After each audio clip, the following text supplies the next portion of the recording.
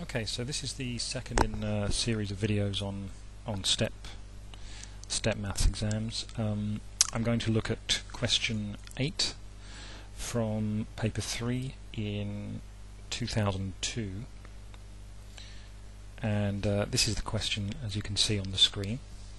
So please feel free to give it a try. About the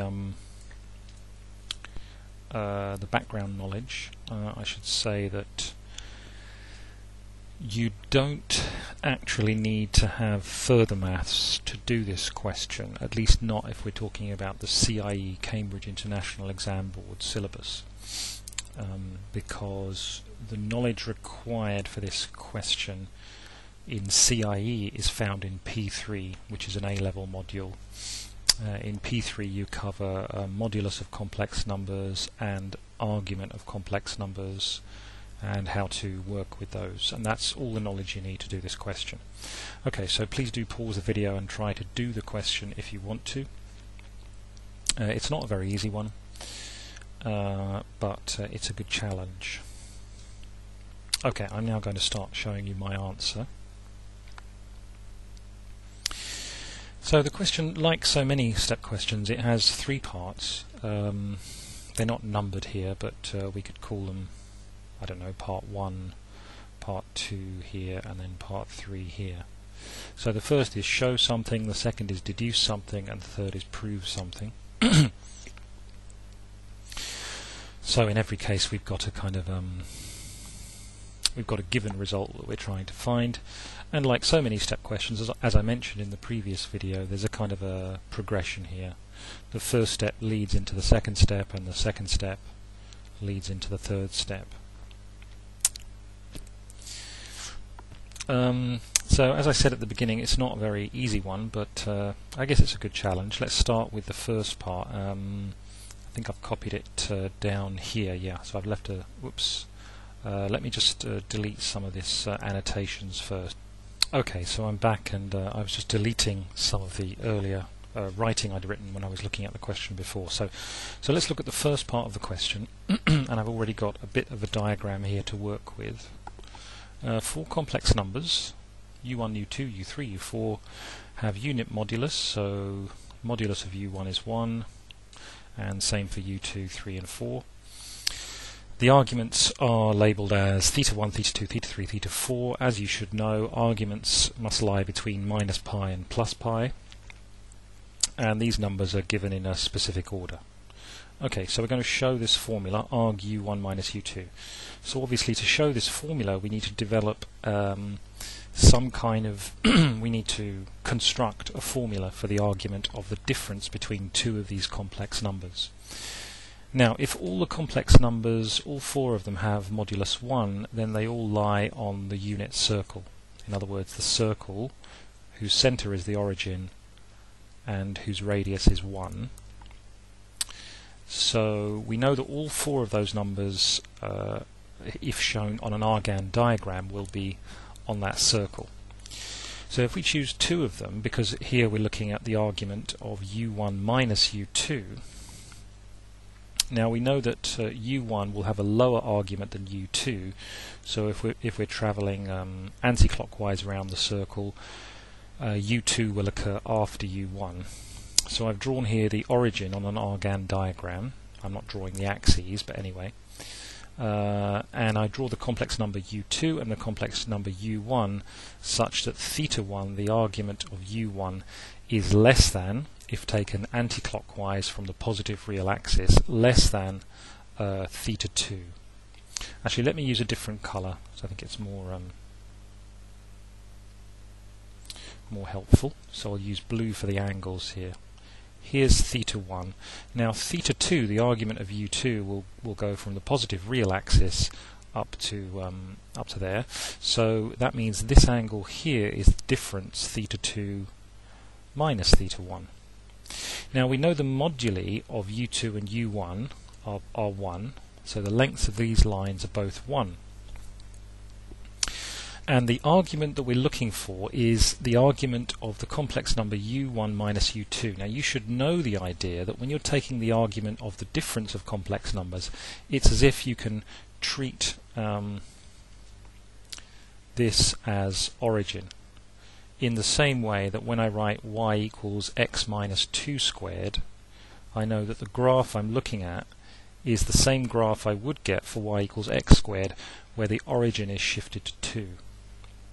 Okay, so this idea should be familiar to you. I probably can't afford to go into quite that level of detail. I hope it's obvious to you that the complex number u1 minus u2, if I just annotate my diagram, u1 minus u2 is this complex number if we treat a complex number as equivalent to a directed line segment, like a vector.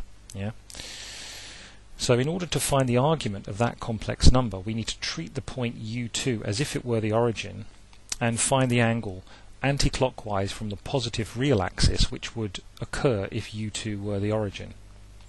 So I'm sorry if any of this is a bit confusing. I'm just trying to state in as clearly as possible in words what the logic is, but you maybe can follow it even if you don't completely understand. So if I mark this angle, let's use blue. If I mark this angle and call this angle alpha, can we say, so here's a question for you, is alpha the argument of u1 minus u2? Is that true or not? Okay, well the answer to the question is no, it's not really true.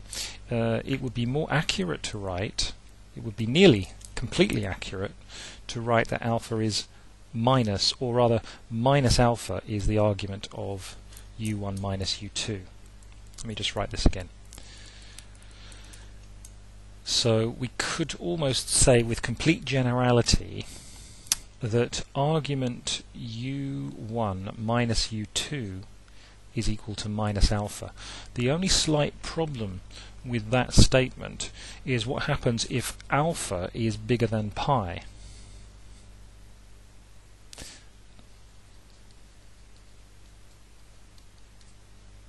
Actually, it's also true that if alpha is less than minus pi, then that won't be correct, will it? Actually, we'll see in a minute that it's impossible for alpha to be less than minus pi. But anyway, if alpha is outside the range, minus pi to pi, then it can't be the argument. So if we find for some particular case that the value of alpha is bigger than pi, then we would need to add 2 pi to this quantity.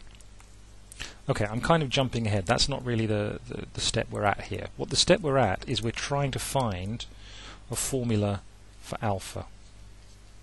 Do you see that if we find a formula for alpha, let's delete this argument thing here. This is not actually, as I just said, this is not completely correct, so we shouldn't write it down. So let's first find a formula for the angle alpha, and then use the fact that the argument of u1 minus u2 is minus alpha unless alpha is outside a certain range. Okay, so what's the formula for alpha? It's not very difficult, I think, because if we write, again I'll use blue for angles, if we mark this angle as beta, then what's the value of this angle here? Well, you should see that it's beta because this is 1 and this is 1, so the triangle is isosceles. So an isosceles triangle has 2 equal angles, so they're beta, and so we can therefore make a relationship between beta and theta 2 minus theta 1 because this is a triangle, and then we can exploit the fact that because this dotted line here is parallel to this dotted line, then this angle alpha plus beta must be the same as this angle here, alpha plus beta, and that will give us enough information to get a formula for alpha in terms of theta 2 minus theta 1. So what am I doing here? It's just triangle geometry, isn't it? It's just simple triangle geometry. And the purpose of it is to find a formula for this angle, because this angle is directly related to the argument of u1 minus u2. Okay, so let's do this. First of all, beta. What is beta? Well, the whole triangle is pi, but we need to subtract theta 2 minus theta 1, and then we need to divide this by 2. In other words, that's 2 beta. So that's our first relationship. But we also see that if we look at the whole 180 degrees here, we have alpha plus beta plus theta 2. Well, that's equal to pi also. Okay, so by combining those two, I can eliminate beta. Well, there's more than one way to do it, of course. 2 times pi minus theta 2 minus alpha. So here substituting the second equation into the first equation for beta, and the right hand side is still pi minus theta 2 minus theta 1. So I just rearrange this to give me a formula for alpha. So what's alpha? Well, alpha, how can I do this quickly?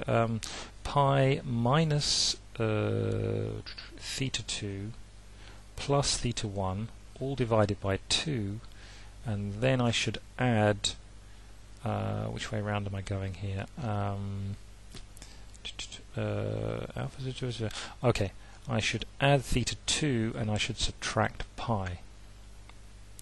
Or do I need a minus sign there?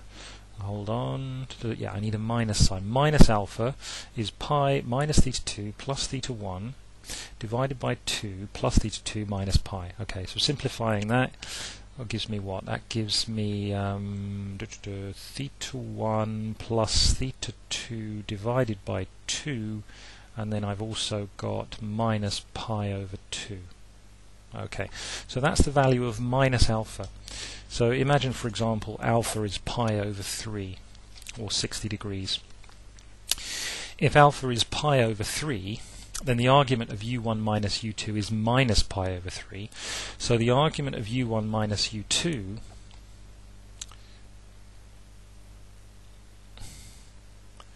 is minus alpha if alpha, let's use is an element of the set minus pi to pi, which is the correct set of possible angles for arguments. So equals what we just said, theta 1 plus theta 2 minus pi times a half. Now, let's go back to the question a moment. So that would be the correct formula with n equals 0, but it says here that n can be either 0 or 1, so we need to justify that. Now let's use the information in the question about the angles. We know that each of these angles is between minus pi and pi. So because that's true, because minus pi is less than theta 1 is less than theta 2 is less than pi, it follows that theta 1 plus theta 2 divided by 2 minus pi. You see, what I'm doing here is I'm looking at the formula for minus alpha, and I'm going to find out the set of possible values of that. So let me shift this so I've got room. So what's the lowest and the highest possible values of this quantity? So theta 1 plus theta 2 is between minus 2 pi and plus 2 pi. So the lowest is minus 2 pi divided by 2, giving minus pi minus 2 pi. And the highest possible value of theta 1 plus theta 2, because they're both less than pi, the highest possible value is 2 pi. So 2 pi over 2, sorry, I've made a mistake. Oh yes, of course there's a 2 there. So let's go through the arithmetic again. Now, if you're struggling to follow my words, let me make it really clear on the screen. So it follows that minus 2 pi is less than theta 1 plus theta 2 is less than 2 pi. So if we take the lowest possible value here, we get minus 2 pi over pi, that's minus pi over 2, that's minus 3 pi over 2 as the minimum value of minus alpha. The maximum value of minus alpha comes from 2 pi over 2, that's pi, minus pi over 2 is pi over 2. Now we know that, that should be minus there. We know that the valid values of arguments are between minus pi and plus pi. So we see that it's impossible for the value of alpha to be bigger than pi over 2. So if alpha is at its maximum value, it is still a valid argument, yeah? So this number here is still inside this range, tick. Whereas this number here is outside this range. Wrong, cross, yeah? So if the value of minus alpha is less than minus pi,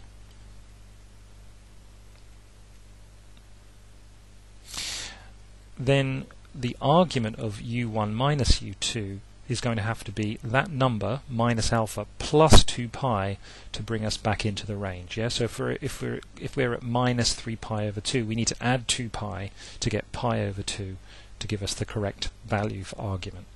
So therefore, finally, it follows that argument of u1 minus u2 is always going to be equal to minus alpha, which was theta 1 plus theta 2, divided by 2 minus pi over 2, plus 2n pi, where n is either 0 or 1, depending, as we've explained here, on whether minus alpha is bigger than or smaller than minus pi. Okay, now that is the first part of the question, and I should certainly emphasize that the way I've done it is certainly not the only way. What I've done here is a geometry way. If you preferred, you could try a trigonometric way. And what do I mean by that? It would be saying u1 is cos theta 1 plus I sine theta 1, and the same for u2, 3 and 4, and then by doing a subtraction, u1 minus u2 would be cos theta 1 minus cos theta 2 plus I sine theta 1 minus I sine theta 2, and then using some trigonometry to deduce the value of the angle that you get there, using cos A minus cos B equals, I forget what it is, a half cosine something. So there's definitely more than one way to do this, but I think the way I did it is the most natural. But this is a pretty hard question, and you can see that even the first step has a certain amount of complexity to it. But I do want you to notice that it was really important to use these conditions in deducing. Let's say that this is what feeds through into this. It's easy to figure out, I guess, this form, but it would be students will often get a bit confused thinking about, well, what's going on here? What's this all about? And of course, the bedrock of it, the basic principle, is that argument of z is always between minus pi and pi. So if your calculations give you a value outside of this range, you must make this correction, and you must make it in the right kind of way. I suppose I should also note that although I drew this nice looking triangle here, there's nothing here which tells you, for example, that theta 1 is positive. Theta 1 does not have to be positive. Now theta 2 minus theta 1 does have to be positive, but this triangle can occur anywhere around the unit circle as long as u2 is at a more anti-clockwise position than u1. Okay, I hope my explanation is reasonable there. Let's look at the second part. Right, yeah, that's it. So this is where you're going to start to find it a bit difficult, unless you're pretty good at step questions. It says, okay, so we've done this. Deduce, so keyword deduce. That means we must use previous part, or part 1, or whatever we call it. So we must deduce somehow that argument of this product is equal to argument of this product plus 2n pi. Okay, how can we approach this? Certainly you wouldn't want to just multiply this out, u1, u4 minus, how does that help? You're going to get 4 terms, it will be a big mess. So no, what you should use is what you should have learned from P3, which is the argument of z1, z2 is equal to, do you remember the formula? Argument z1 plus argument z2. Now, is that final formula, or do we need a correction here? Yes, we need a correction, 2k pi here. And k needs to be an integer without being too specific.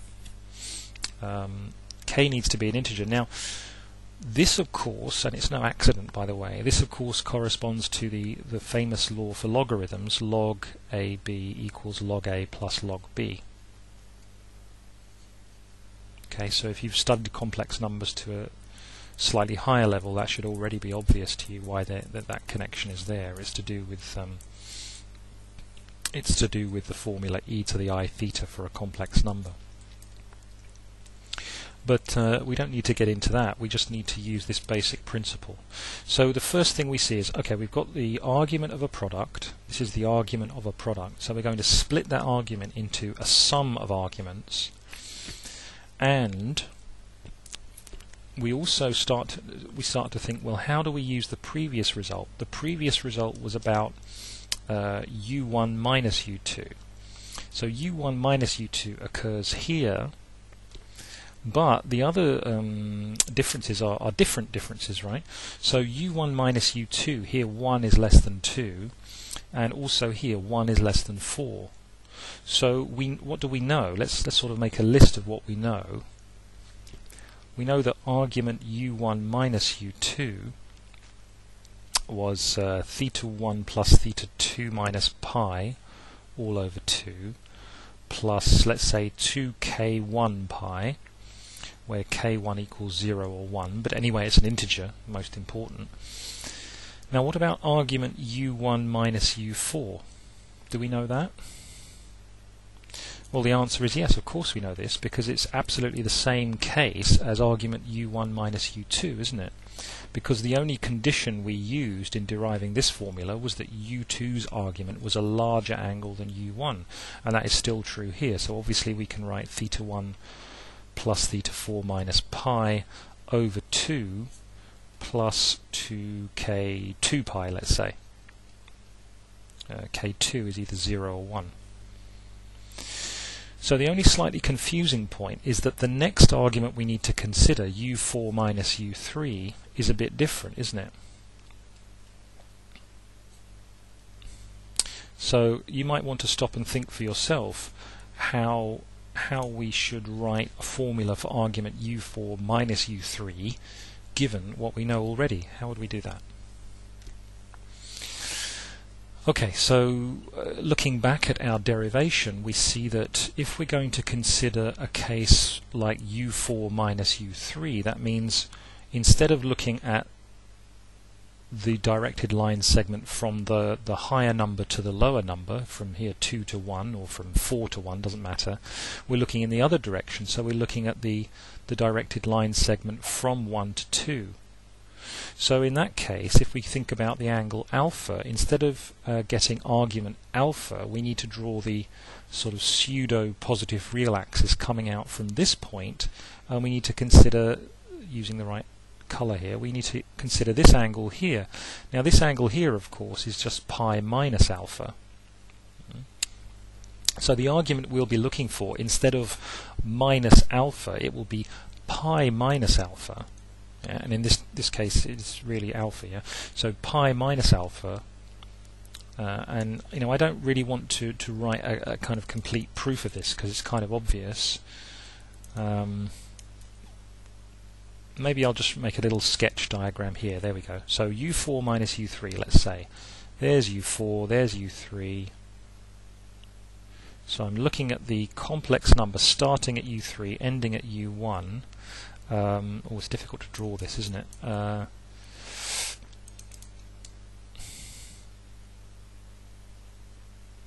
So this is pi minus alpha,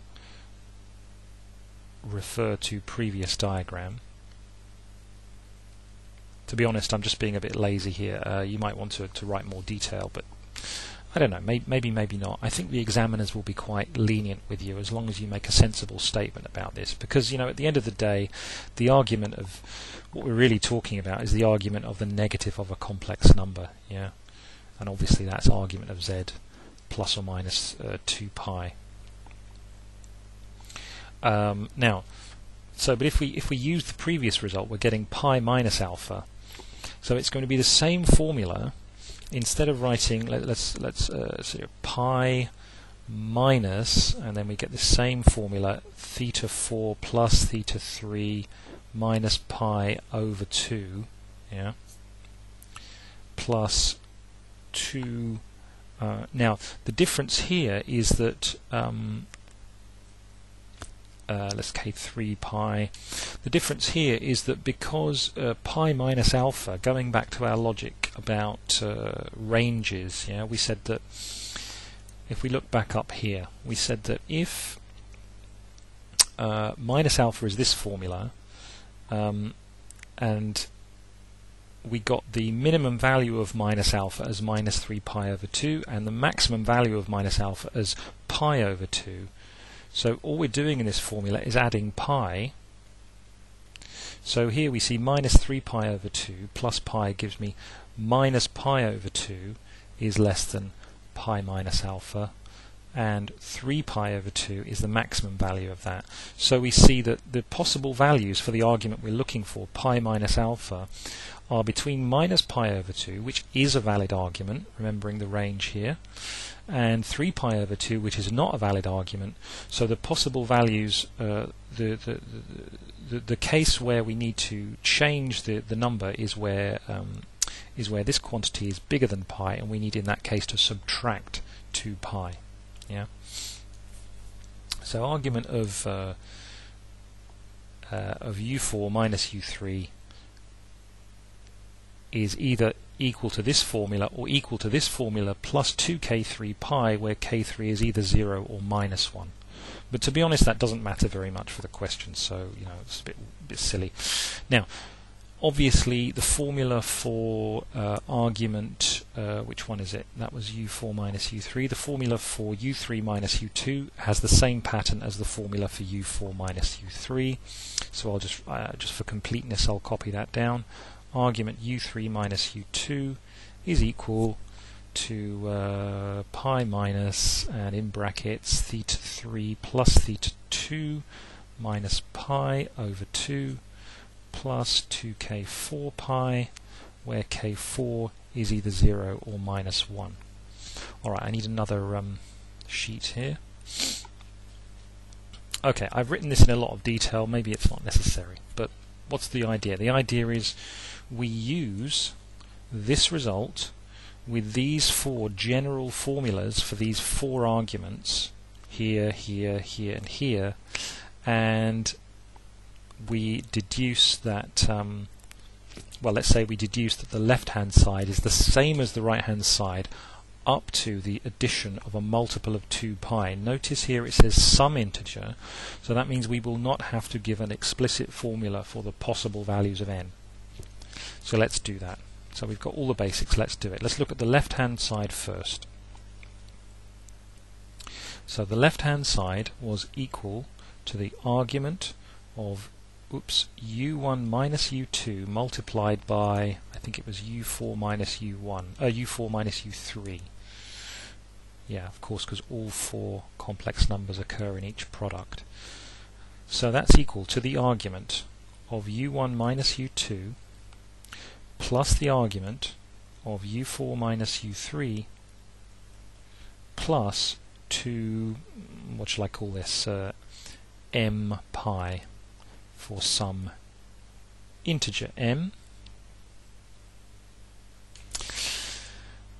Okay, and now we're going to use the formulas we just derived. That's equal to a half theta 1 plus theta 2 minus pi plus, let's say, 2k1 pi, we called that, plus a half theta 3 plus theta 4 minus pi,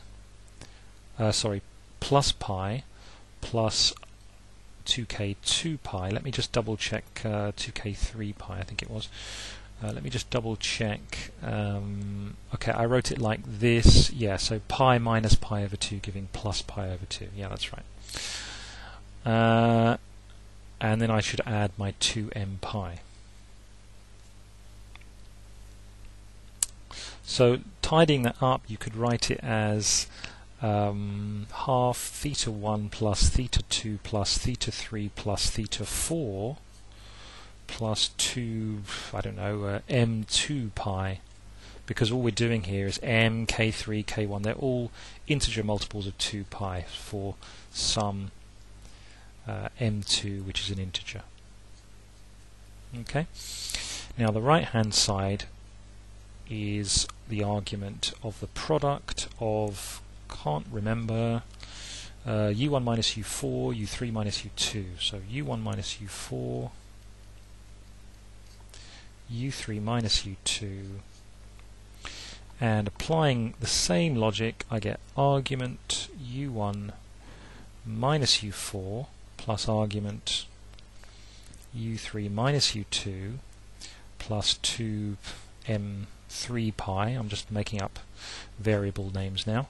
m3 is an integer, and everything here is exactly the same structure as before, so I'll just go through this quickly. Theta 1 plus theta 4. To be honest, I think I'll skip this step because it's obvious.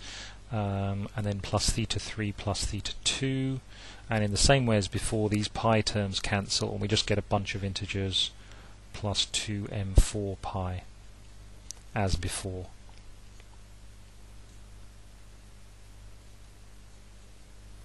So therefore, left hand side, the right hand side includes an integer 2n pi, doesn't it?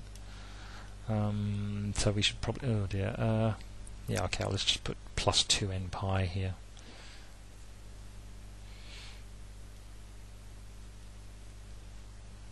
So the left hand side is the right hand side for some integer n. Point is that the difference between these two quantities here and here is only some multiple of 2 pi. Okay. Now maybe this is a good time to stop and reflect, because obviously we're doing a lot of algebra and just fiddling around with complex numbers, but what's the point? Yeah. So as I said in my first video in this step series, it's very useful to ask yourself, what is the examiner thinking? Why would he want me, or she, why would they want me to do this? Why do they want me to prove a formula like that? What's the point of it? Now the most confusing thing about this question is these numbers, these 1, 2, 3, 4. Okay, we get the idea at the beginning of the question. The 1, 2, 3, 4 are in order. We see the arguments theta 1, theta 2, theta 3, theta 4 are in order. So we have 4 complex numbers going round a circle. Yeah, maybe it's like 1, 2, 3, 4, u1, u2, u3, u4. Okay, great, no problem. And it's telling us to deduce the argument of the difference of two of these complex numbers. But the second part, it's already pretty strange, because you're seeing these differences, u1 minus u2, and then u4 minus u3, and then u1 minus u4, and you think, well, what's the point of all these, why that particular product, why would that be interesting? And indeed, it's not very easy to see. I mean, certainly you could draw what these products represent on the circle, because u1 minus u2 is a particular line on this circle here. u1 minus u2 is like that line there, and then what's the next one? u4 minus u3 is that one there. So that might give you some insight. You can see they're those two lines are kind of opposite each other, and then the other two lines in the other part of the formula are these ones here and here. So that already might give you a hint as to what's going on, but it kind of depends what you already know about geometry. But anyway, let's just say that doesn't help you at all. There is something about this equation that should jump out at you. What is it that you have just proved? You have just proved that two particular complex numbers, and those particular complex numbers are this complex number and this complex number, have a very specific relationship. What is their relationship? The relationship is that their arguments are basically the same. Now, yeah, there is a plus 2n pi here, but remember, 2 pi is a whole circle. So it means that if you were to draw those two complex numbers, one might be, here's the origin. This one, u1 minus u, is this complex number here. Now the other one, it might be a bigger or smaller modulus, but it has the same argument up to a whole circle rotation. So the other complex number is it's in exactly the same direction. So parallel, yeah? These two complex numbers are parallel. In other words, they're the same up to a multiplication. That, I think, is what you should have thought about when you saw this formula, or when you reflected on the meaning of this formula. Having had that thought, if you did, well done if you did, then the last part of the question actually makes a lot of sense. And without that thinking, the last part of the question may be completely mysterious. So here's the last part of the question. I don't think it's the most difficult part, but it would be if you had no idea what was going on. So prove. We're going to prove something. It doesn't say hence. It doesn't say deduce. So if you just want to use some basic geometry knowledge, you can probably prove it. But that's not really the point. The point is that you're supposed to use the ideas that were developed, yeah? The question is telling a kind of story, starting with this simple geometrical derivation, and this derivation based on complex number algebra, and then finally this result. This result is the end of the story. So let's look at this third formula. Again, it's a bit frightening with all this 1, 2, 4, 3, 4, 1. It's very confusing, but if we look carefully, we do see, and this is easier by looking at the whole question, if we look carefully, we do see that actually we've got a repetition here. This complex number here is exactly this complex number here. Okay, and this complex number here is exactly this complex number here. Okay, now this last one, u1 minus u3 u4, that didn't appear anywhere in the first part of the question. But what have we just deduced? How can we use this result in here, in let's say this whole equation here? Well, what have we deduced? It's that this complex number, let's give them names. Let's call this z, and let's call this w. So z is u1 minus u2, u4 minus u3. W is u1 minus u4, u3 minus u2. And just for completeness, let's call this v here. This is v, this is w, and this is z. Okay. So we just proved that z is parallel to w. So how could that be written algebraically? I mean, you don't need to, but it's maybe easier. So therefore, z equals like, what should I use here? kw, where k is a real number. Actually, k needs to be a positive real number, doesn't it? Because they're pointing in the same direction. So z is kw. Well, so if I add together the modulus of z and the modulus of w, I'm adding together something like so this would be something like so modulus z plus modulus w will give me something like mod z plus k mod z, right? Now if that's equal to mod v, what would cause that? So I think a geometrical some kind of picture here might be helpful. In general, if I just take any complex numbers, z and w, yeah, here's the origin. Well, if I add their moduli, what do I know about that? It's going to be bigger than or equal to the modulus of z plus w. And that's sometimes called the triangle inequality, and it can be very useful in some step questions. Because what we're saying is that if we take w and then add it to z, oops, that's supposed to be parallel, yeah, the result, the sum, is just like a vector sum, is up here, isn't it? So the modulus of z plus the modulus of w is always, the length of that line, the black line, the length of the blue line is always bigger than the length of the red line. But when is equality obtained? When are these equal? Equality happens when not the modulus, sorry, when z is parallel to w. So in the case where z is like this, and then rather w is like this, and z is like this, then their sum is just the same line, along the same line. So in this case we get equality, don't we? So that's the first thing I thought when I looked at this equation, because I'm used to the idea of the triangle inequality. If you've not used it, but I guess most people who would be watching this video have already seen the triangle inequality.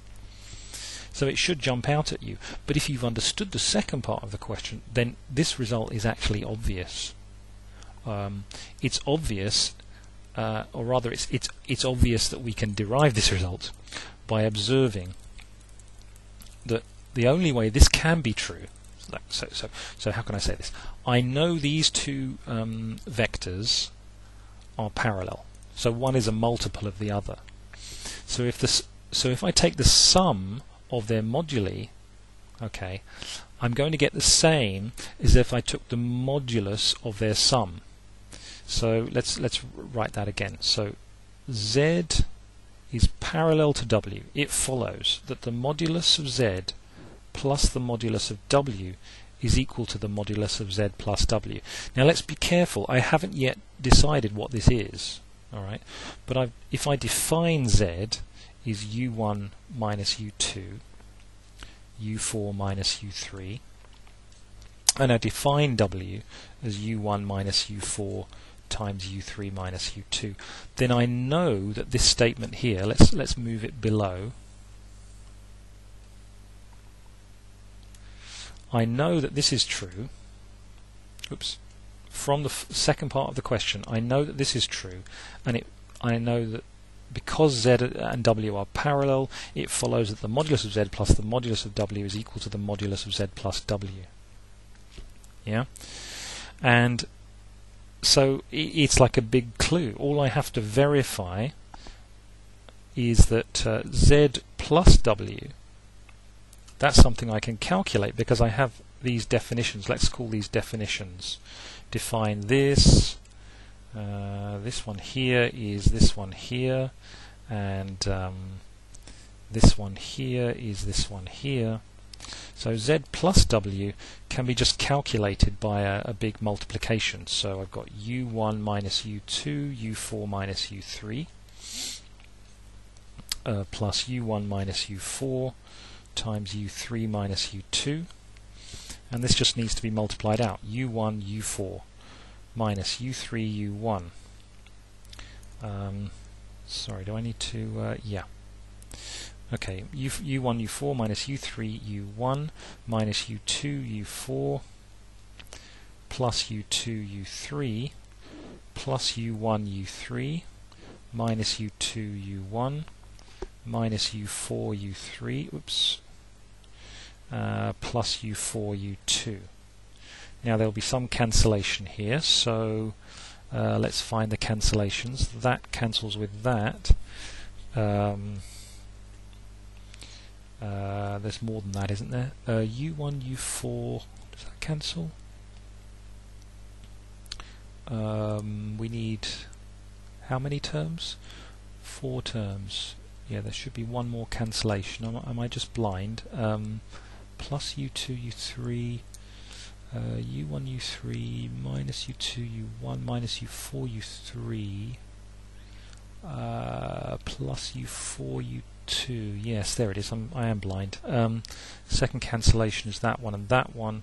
That leaves us the following set of products: U1, U4 plus U2, U3 minus U2, U1 minus U4, U3, and we should be able to verify that this is the same as the final result: U1 minus U3, U4 minus U2.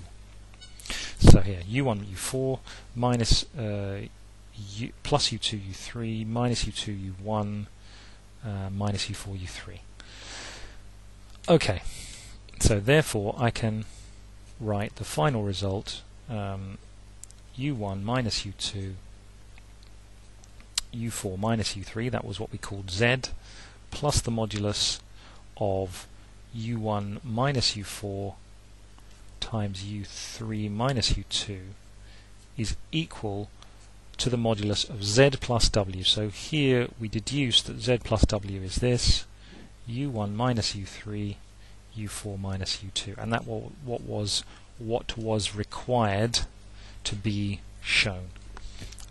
So just to be clear, what was the logic here? First step, observe that this complex number is parallel to this complex number, what I've called Z and W. Let me delete the diagram here because obviously it's not the true situation. The true situation is that they're parallel.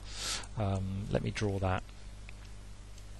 So Z maybe is like this, and W maybe green is like this.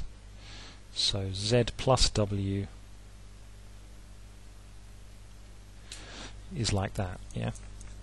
So if we define this to be Z, we define this to be W, we already proved from part 2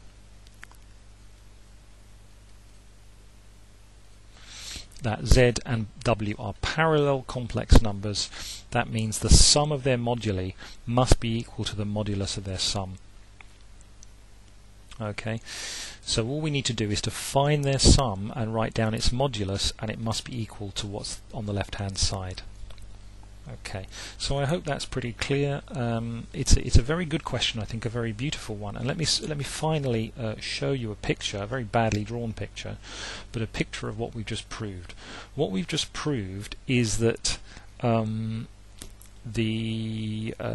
was it now? Oh yeah, the sum of the products of the opposite sides of this quadrilateral. So here's U4 minus U3, here's U1 minus U2. So this length here and this length here, U4 minus U3, that's equal to what we called Z.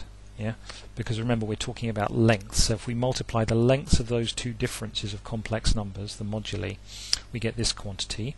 And then if we add to that the product of this length and this length, that's U3 minus U2, U1 minus U4 here. So that's those two lengths multiplied together. We get the product of these two lengths, which I've drawn in blue, which are the diagonals of that quadrilateral.